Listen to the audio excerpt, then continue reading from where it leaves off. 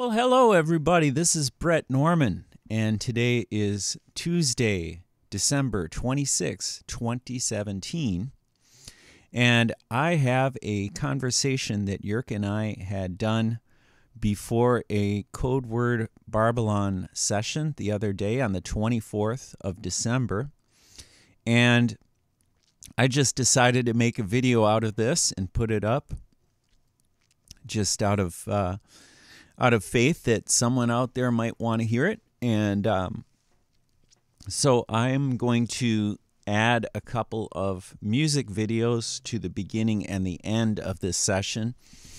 And these are music videos that I made in 2015, late 2015, after Pope Francis had visited a joint session of Congress. And the music that I used is not my own. It's Tangerine Dream, I believe, from an old production they did back in the early 80s called Exit, I believe. This first track is Q Mission, I believe is the name of the track, and I forget the name of the second one, but the first one is Jeremiah chapter 17. So if you have a Bible, you can open that up, read it on your own. That's an incredible chapter of the Bible. And then also the final video there after the conversation is the same music, Tangerine Dream, with reading of what was it? Revelation chapter 13. So anyway, hope you enjoy it. Leave any comments and let me know what you think. I know that the music might be too loud for some of you. It was just the spirit that hit me when I did those a couple years ago. I thought I'd put them up just for fun, and no big deal if you know, it doesn't work for you. I'm not here to please everybody, but the spirit moves me to do things like this back in those days, and I still like what I did, so that's the reason I'm posting it. But please feel free to make any comments, and I'll catch up with you guys soon, and I'll be working on that Codeword Barbelon number 3 video tonight. So, very good. Bye-bye.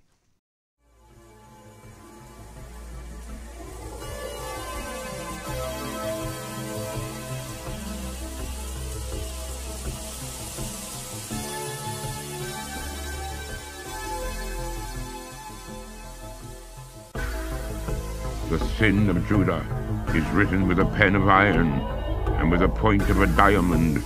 It is graven upon the table of their heart, and upon the horns of your altars. Whilst their children remember their altars, and their groves by the green trees upon the high hills, O my mountain in the field, I will give thy substance and all thy treasures to the spoil, and thy high places for sin throughout all thy borders. And thou, even thyself, shalt discontinue from thine heritage that I gave thee. And I will cause thee to serve thine enemies in the land which thou knewest not. For ye have kindled a fire in mine anger, which shall burn forever. Thus saith the Lord, Cursed be the man that trusteth in man, and maketh flesh his arm, and whose heart departeth from the Lord. For he shall be like the heath in the desert, and shall not see when good cometh, but shall inhabit the parched places in the wilderness, in a soft land, and not inhabited. Blessed is the man that trusteth in the Lord, and whose hope the Lord is. For he shall be as a tree planted by the waters, and that spreadeth out her roots by the river, and shall not see when heat cometh, but her leaf shall be green, and shall not be fearful in the year of drought, neither shall cease from yielding fruit. The heart is deceitful above all things, and desperately wicked. Who can know it? I, the Lord, search the heart, I try the reins, even to give every man according to his ways, and according to the fruit of his doing. As the potteress sitteth on eggs, and hatcheth them not.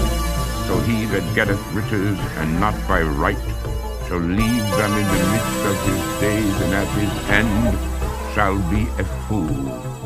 A glorious high throne from the beginning is the place of our sanctuary. O Lord, the hope of Israel, all that forsake thee shall be ashamed, and they that depart from me shall be written in the earth, because they have forsaken the Lord, the fountain of living water. Heal me, O Lord, and I shall be healed. Save me, and I shall be saved, for thou art my praise. Behold, they say unto me, where is the word of the Lord? Let it come now. As for me, I have not hastened from being a pastor to follow thee, neither have I desired the woeful day. Thou knowest, that which came out of my lips was right before thee. Be not a terror unto me. Thou art my hope in the day of evil. Let them be confounded that persecute me, but let not me be confounded. Let them be dismayed, but let not me be dismayed. Bring upon them the day of evil, and destroy them with double destruction. Thus said the Lord unto me, Go and stand in the gates of the children of the people, whereby the kings of Judah come in, and by the which they go out, and in all the gates of Jerusalem, and say unto them, Hear ye the word of the Lord, ye kings of Judah, and all Judah, and all the inhabitants of Jerusalem that enter in by these gates. Thus saith the Lord, Take heed to yourselves, and bear no burden on the Sabbath day, nor bring it in by the gates of Jerusalem. Neither carry forth a burden out of your houses on the Sabbath day, neither do ye any work, but hallow ye the Sabbath day, as I commanded your fathers. But they obeyed not, neither inclined their ear, but made their neck stiff, they might not hear, nor receive instruction. And it shall come to pass, if ye diligently hearken unto me, saith the Lord, to bring in no burden through the gates of this city on the Sabbath day, but hallow the Sabbath day, to do no work therein. Then shall there enter into the gates of this city kings and princes sitting upon the throne of David, riding in chariots and on horses, they and their princes, the men of Judah, and the inhabitants of Jerusalem, and this city shall remain forever. And they shall come from the cities of Judah, and from the places about Jerusalem, and from the land of Benjamin, and from the plain, and from the mountains, and from the south, bringing burnt offerings, and sacrifices, and meat offerings, and incense, and bringing sacrifices of praise unto the house of the Lord. But if ye will not hearken unto me, to hallow the Sabbath day, and not to bear a burden, even entering in at the gates of Jerusalem on the Sabbath day, then will I kindle a fire in the gates thereof, and it shall devour the palaces of Jerusalem, and it shall not be quenched.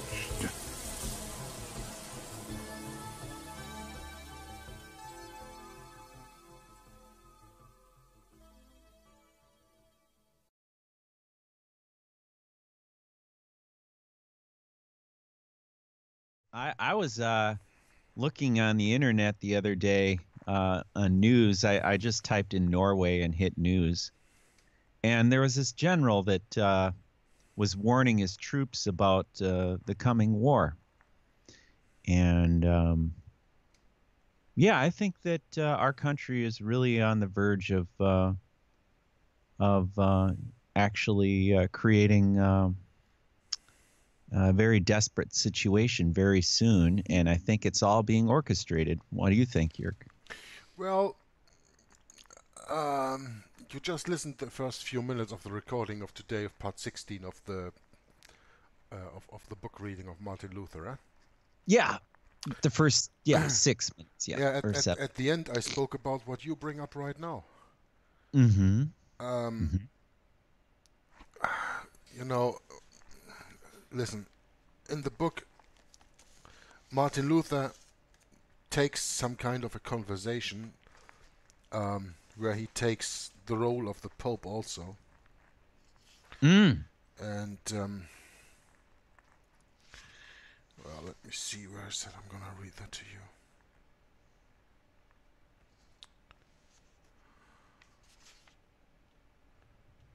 Well, says the Pope, I don't understand the pasturing that way, in Matthew 16:18. Dear little Virgin Pope, how do you understand it then? This way, the Pope replies. I thought that I would terrify all the kings and the whole world in St. Peter's name, so that they would submit themselves to be pastured under me and serve me, and I would thus become sovereign of the world, and in that way I would rebuild the old Roman Empire in Rome, mightier and greater than it was at the time of Augustus or Tiberius, and I would be called the true Roman Emperor, Lord of Lords, King of Kings, as we can read in Revelation 19 verse 16, as my prophets told me. And then of course I went into explaining to the people that here Martin Luther is actually having a conversation, a fake conversation with the Pope in this book, where the Pope actually explains the New World Order. Mm-hmm. Because the New World Order is nothing else but the restoring of the Old World Order. And when the Pope says that I would rebuild the old Roman Empire in Rome, mightier and greater than it was at the time of Augustus and Tiberius, well, that's the New World Order. And I said, you know probably the quote from, I think it was Zbigniew Brzezinski, who said, in the time it was easier to control 1 million people than to kill 1 million people, and today it is easier to kill 1 million people than to control 1 million people. Exactly. And the point is that we are going to lose a lot of people in this world, because the papacy can never control 8 billion people in the world, or 7 billion people. It's impossible. Therefore, they need to do what they announce in, the murals at Denver Airport. Yeah, that's right. And get rid of a lot of the population of the earth, and that what is left over that will succumb to the New World Order. Well, and I'm thinking this too, Jörg, is that as we both know, this mouthpiece of the elite, what's their names now? The Economist magazine. Mm-hmm. And that announcement they made back in 1988 on their cover. About the money from Phoenix from the ashes, yeah. Yeah, I mean, how fitting. I mean, it really is going right along that line of predictive programming kind of thing. It's weird, but it really does fit if you put this all together. Yeah, it does. And they will sell that to the people, of course, as the Great Tribulation before the Rapture, And the people will buy it. And the coming of the Antichrist, the Antichrist, the future Antichrist of the Pope does not come in a world with 7 billion people. Mm-hmm. He comes to the few afterward that will accept anything and everything, because Protestantism has been rooted out at that time. Yeah, the Third World War. Yeah, at the end of that. Right. They will place that. So there's no way that we're going to see a quote-unquote fulfilling of the replayed Daniel 70 years week, Daniel 9:24 through 27, in the time when we have as many people in the world as we do have right now, because they are not all going to be deceived. Mm-hmm. They first have to get rid of all of them. And they don't only have to get rid of the Protestants and of a lot of other people, but they also have to get rid of a lot of liberal Catholics. I mean, the Catholics that you have in the United States of America, they are no Catholics in the sense of the Council of Trent. And only that's right. Good point, Jörg. And only Good those point. Yeah, and only those Catholics in the sense of the Council of Trent will survive, because they absolutely accept the ultramontanism of the Pope. like those ones with Bishop Schneider in that video. Probably people like him, yeah. You know, Yeah, that's right. people who Yeah. are ultramontane, yeah, The ultramontane. That's it. who accept the Yes. ultramontane leadership of the Pope, who don't Yes. question anything, because Yes. liberal Catholics are as worth as Protestants. You know, the Catholics That's in the right. United States of America, and I think it is good that we are already recording this, so we can use it as Sure. an introduction or whatever. Yes. Uh, Yes. the Catholic Church in the United States of America has always been another church, but a Roman Catholic Church. It has been an American Catholic Church. It's a little bit in the same as the experiment that went for hundreds of years over here in Europe with France. The Gallic Church, as it is called, the French Mm. Roman Catholic, the French Catholics were not really French Roman Catholics because they did not accept the infallibility and the position on the top of the hierarchy of the of the Pope, on the top of the Yes. Roman Catholic Church. And in the United Yes. States of America, we know, because Tom Friess spoke about that, I think, during the Global Vatican, that Yes. John Carroll had a conversation with letters with the Pope at that time to tell the Pope, you stay out of America. We over here have to build a Catholic church, but another Catholic church, as the Catholic Church is in Europe, because when we openly come out for our allegiance to you as the leader, then we will then we will have no chance of surviving here in the United States of America, because this is a hostile environment, because we are only 1.5% of the population in the time of 1776. So they needed to found another Catholic church. They needed to found a Catholic church that is more liberal.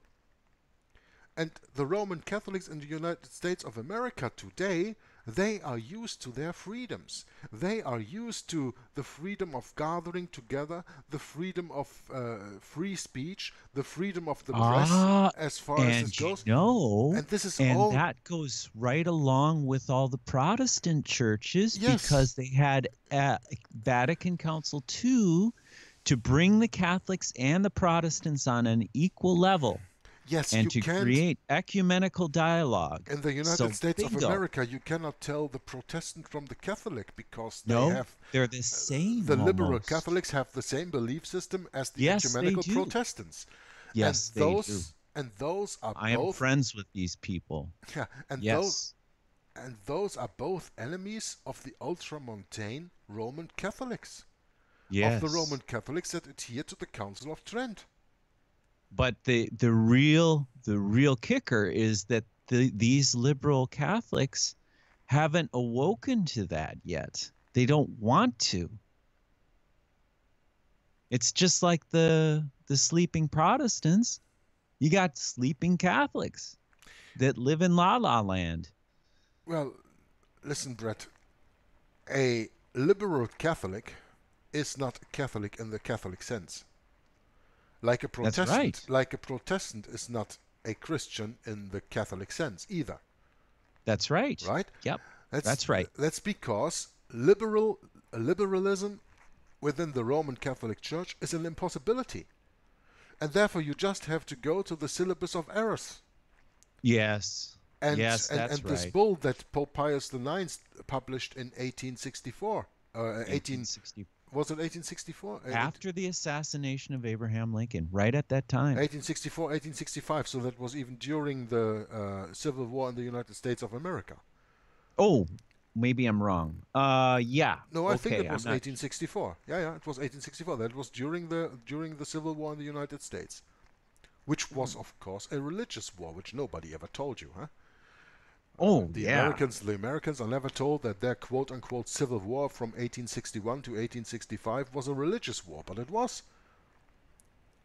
It was. Yeah, And isn't that something? when you read Charles Chiniquy, 50 Years in the Church of Rome, and you read about uh, everything that has to do with the assassination of Abraham Lincoln, which Mhm. happened in 1865, then you will understand that. But only then you will understand that.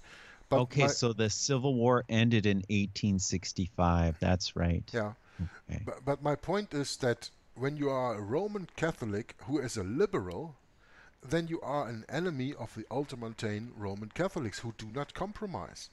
You know, this is the only thing that Roman Catholicism actually has in common Uh, with the Bible. No See, in compromise. April 15, 1865 was the date Abraham Lincoln was assassinated. Hmm. Okay. So the date the Civil War ended was May. It was after his death. Isn't that something? I never knew that. Just after his death. Yeah, they had They had probably to remove Lincoln. they had to remove Lincoln. Yeah, absolutely.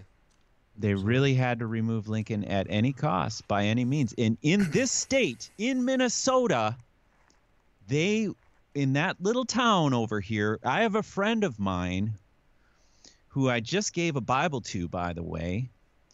He grew up in this area, and he knows these Catholics like you wouldn't believe, and he knows how subtle this thing is too. So it's really interesting that he's taking a look at the Bible and starting to look at some of the deeper aspects of the Catholic paradox with Protestantism. It's something else. I mean, wow. There's a lot of history to it. Yeah. There's a lot of layers to it. It's not just something so simple you can just walk up to. You got to study this. No, it surely is.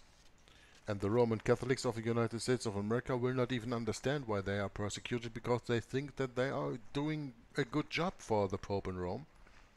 But they are Yes. just Ponzis doing their job. And when the Ponzi has done his job, he can be taken out of the way. As Lee Harvey Oswald, for example, was taken out of the way. When he has done his Yes. job, let's put him out of his misery. Yes, Then we have that's nothing to right. do with him anymore. Yep, The you are Roman dispensable. the Roman Catholic Church is in that way the same as the Bible. There are no compromises possible. There are no compromises with the Bible possible, because when you compromise the Bible, you leave the path of the truth. And when you compromise Roman Catholicism, you leave the path of the lie. It You is, know, that brings something up. When we had this Antichrist speech from Jesuit Pope Francis September Jorge 2015. Mario Bergoglio, yeah, when he came September of 2015, and he spoke to the joint session of Congress. Hmm. And I sat down and I listened to that speech. And he talked about the people of Israel and Moses, and then synthesis. My jaw just hit the floor. What is he saying here? This is a very important speech that he did. Yeah. It is. And I think that no one has really, had enough ammunition to pull it apart. And it's not something I want to butcher either, because, but you just can't help but think, well, what on earth? He's using these philosophies to Congress, and they're just sitting down and they're not protesting at all here. I mean, this has been set up. I mean, obviously, the people of America just don't register with who the Pope really represents, what he really represents historically. And I never did either till, I started listening to you and Tom in 2015, I think it was. And I was just floored. Yeah, we met in July 2015. Yeah, yeah. I think it was in the beginning of the year 2015 when you were gonna post that video on when the Lamb speaks like a dragon.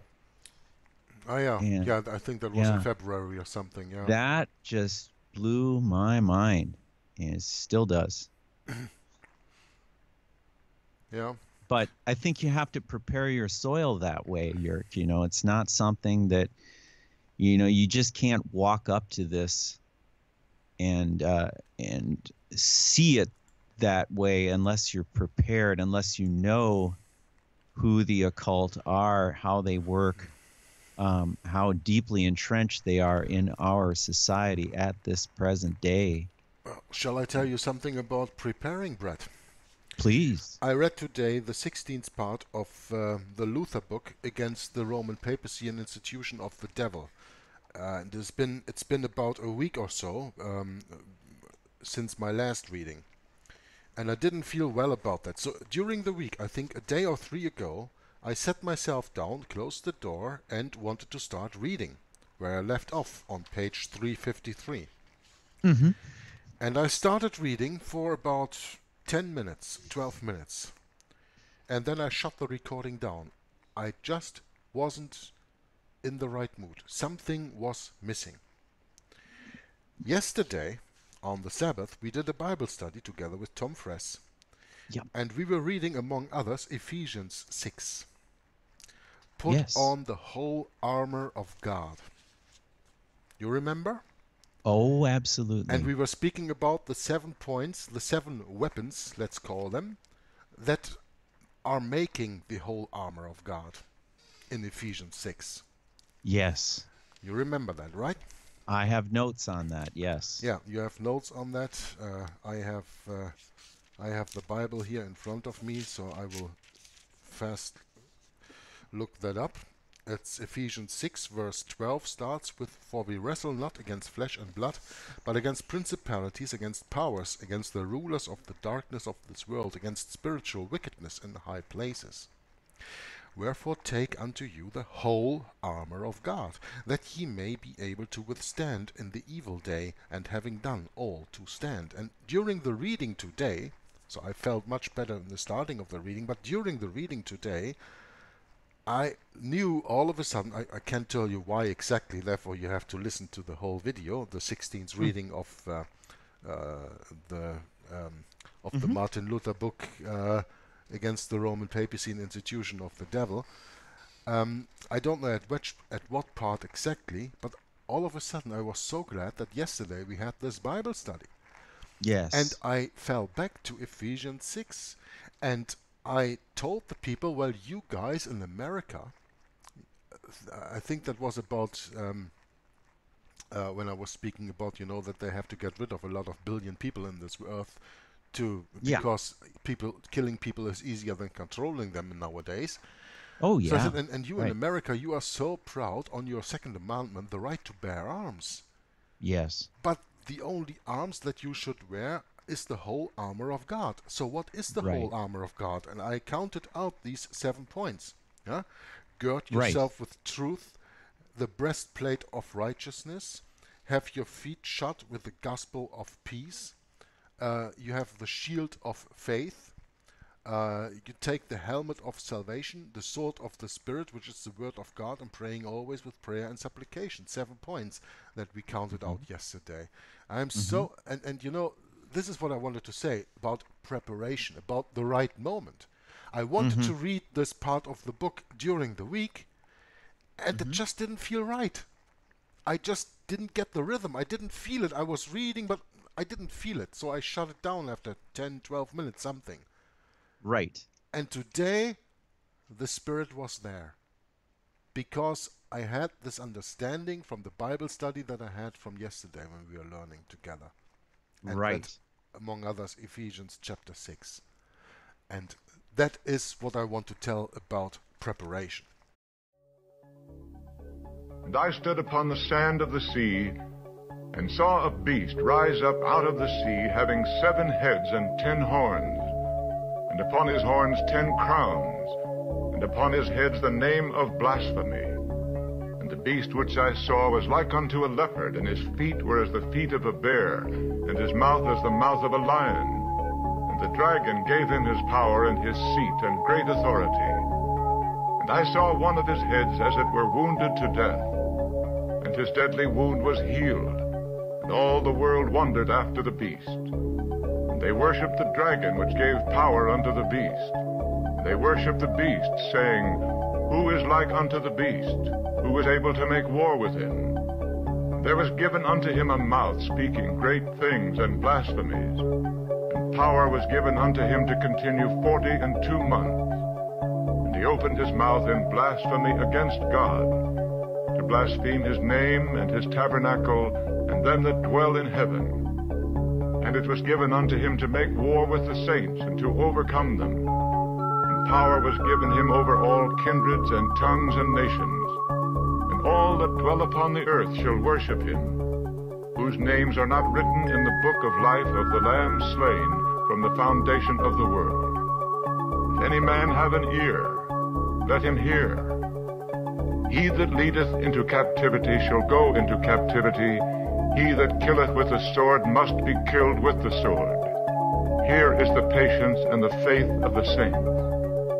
And I beheld another beast coming up out of the earth, and he had 2 horns like a lamb, and he spake as a dragon. And he exerciseth all the power of the first beast before him, and causeth the earth and them which dwell therein to worship the first beast, whose deadly wound was healed.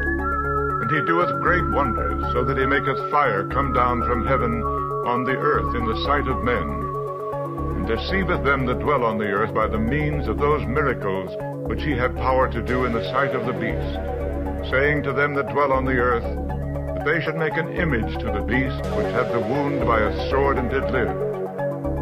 And he had power to give life unto the image of the beast, that the image of the beast should both speak, and cause that as many as would not worship the image of the beast should be killed. And he causeth all, both small and great, rich and poor, free and bond, to receive a mark in their right hand, or in their foreheads, and that no man might buy or sell, save he that had the mark, or the name of the beast, or the number of his name. Here is wisdom. Let him that hath understanding count the number of the beast, for it is the number of a man, and his number is 666.